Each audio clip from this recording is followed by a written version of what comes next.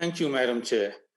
Let me make 5 quick points in the 10 minutes I have. Firstly, in today's world, we have 5 nuclear flashpoints. Of the 5, 4 are in fact in Asia and the Pacific. Now, of course, the US and NATO-Russia relationship is the most important. And if that goes wrong, it will be the most devastating. But in addition, the possibilities cannot be ruled out absolutely of a nuclear conflict between US-China, China-India, India-Pakistan, and the Korean Peninsula. Let me remind you, last year in February, we had the first instance of an aerial dogfight between 2 nuclear armed states, namely India and Pakistan. This year, we've had the first deadly clashes between 2 nuclear armed states, between India and China, in which about 20 Indian soldiers and approximately 40 Chinese soldiers were killed. So 4 of the 5 nuclear flashpoints are in Asia. Second, with relation to the NPT, Asia is the only continent that has the full range of relationships of various states. We've got 1 nuclear weapon state, China. We've got 3 non-NPT nuclear armed states, that's India, Pakistan, and North Korea. Of these, North Korea is the only one that's actually an NPT de facto state. Similarly, with regard to the Comprehensive Test Ban Treaty, we've got China that has signed but not yet ratified, and North Korea, India, and Pakistan not even signed the CTBT yet. Third point, the history of this region is interesting and again reflects the full range of experience with nuclear weapons and testing. Firstly, of course, as everyone knows, this is the only continent in which nuclear weapons have been used, and Japan so far, mercifully, is the only country that has been the victim of nuclear weapons use. In addition, in recent times, we've seen proliferation on the Indian subcontinent in 1998 with India and Pakistan testing. And then between 2006 and 17, we've had a series of tests by North Korea. Even before that, in Asia and the Pacific, we've had tests conducted by the United States, the United Kingdom, France, China, as well as India, Pakistan, and North Korea. So the history is important for understanding the growth of anti-nuclear sentiment across Asia and the Pacific. Fourth, we also have quite a few nuclear weapon-free zones dotted across Asia and the Pacific. In the South Pacific nuclear-free zone. In Southeast Asia, SONFES, the Southeast Asian nuclear weapon-free zone.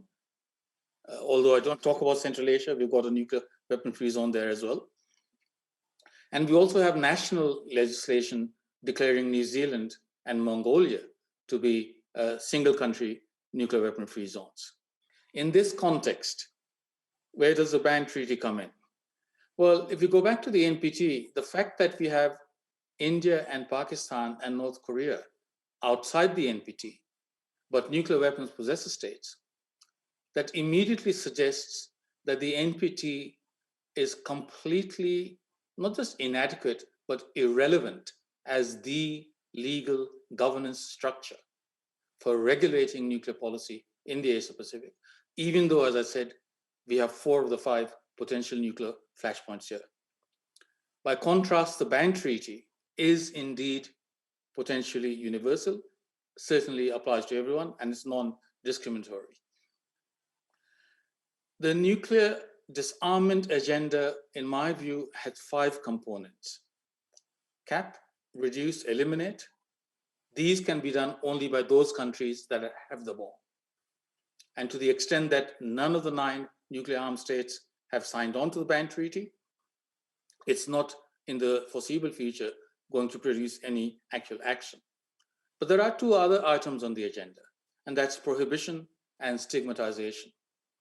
Now, the nuclear weapon states have tried to have it both ways, insisting that there is no firm legal requirement for them under Article 6 of the NPT to disarm, and yet at the same time also insisting that there is no legal prohibition that needs to be filled. In fact, one of the major motivations behind the ban treaty was the desire to plug that legal gap, and that has been done. But even more importantly, it attaches a stigma now to the very possession of nuclear weapons and to doctrines of deterrence and to all other countries that rely even on extended deterrence.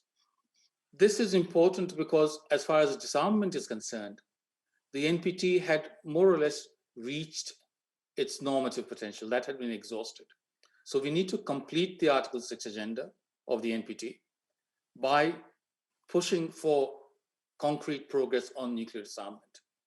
And what this does is, what the nuclear weapon states had done was to convert the temporary and conditional exemption granted to them under the NPT to retain their nuclear weapons while engaging good faith negotiations for disarmament. They converted that into the language of enduring entitlement and legitimacy. And the ban treaty takes away that legitimacy very effectively by saying nuclear disarmament is not just a matter for those who have the bomb.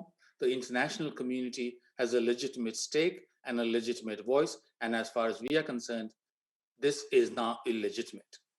As Setsuko Tsurulo, the Hibakusha, the atomic bomb survivor from Hiroshima, put it in 2017, when the ban treaty was adopted, the nuclear weapons have always been immoral. Now they are also illegal. She was 3 years premature, or 2.5 years premature, from 22nd January, when the ban treaty enters into force. They will indeed be illegal as well as immoral. Of course, the ban treaty cannot impose legal obligations on those who haven't signed, and that includes the 9 nuclear armed states. It also includes the NATO umbrella countries, and it includes South Korea, Japan, and Australia as umbrella states in this part of the world that also shelter under the US nuclear weapons under extended nuclear deterrence. However, what the ban treaty does, and I will finish with that, is it reorders the envelope of humanitarian laws, norms, practices, and discourse on nuclear weapons. And in that sense, its most important, significant impact is the normative impact.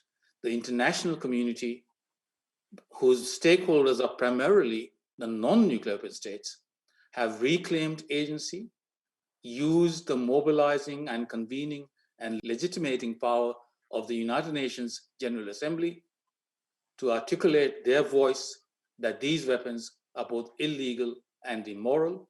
50 states have ratified, it does come into force, and therefore from 22nd January, we will have 2 treaties which should be seen as complementary. And if they're read as incompatible, that will be because those countries that have the bomb refuse to entertain any realistic framework in which to disarm completely. Thank you.